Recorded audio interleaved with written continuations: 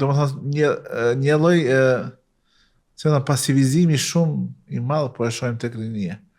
Shtash me këto ndodhi që ndodhin në Gaza, është një prej gjërave që neve si musliman na gëzon, ku koka intelektuale e rinis dita ditës shtohet apo rritet zëri i tyre kundër gjenocidit që ndodh në Gaza. Pasi që ato e kanë kuptuar se kjo që ka ndodhur nuk është diçka e drejtë, apo është diçka që është me të vërtet fjala më e vogël është me u quajtur krimi i luftës. Ata nuk janë të ndikuar për politikave. Ata nuk punojnë për sisteme të ndryshme.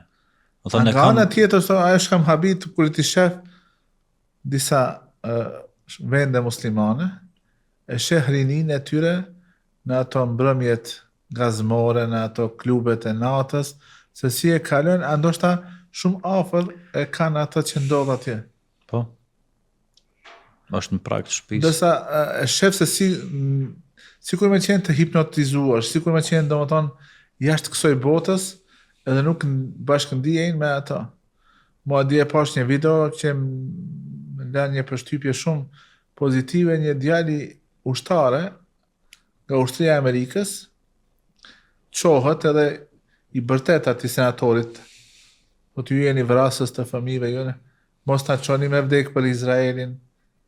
Edhe domethënë i flet disa fjalë që është më mirë apo është më e rendit me u prit nga muslimanët.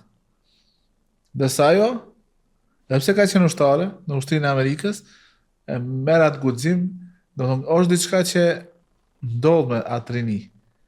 Ato janë çuar dhe kanë kuptuar se diçka nuk është rregull. A nuk është koha që këtë çështje ta kupton edhe rinia tek muslimanët? Prandaj kjo na vjen te pyetja e dytë, cilat janë problemet kryesore që i ka rinia në kohën tonë? Pse është gjendja e rinisë në këtë? Çka është ajo që është problemi të cilën ne të gjithë duhet bashkërisht mundohemi ta zgjidhim?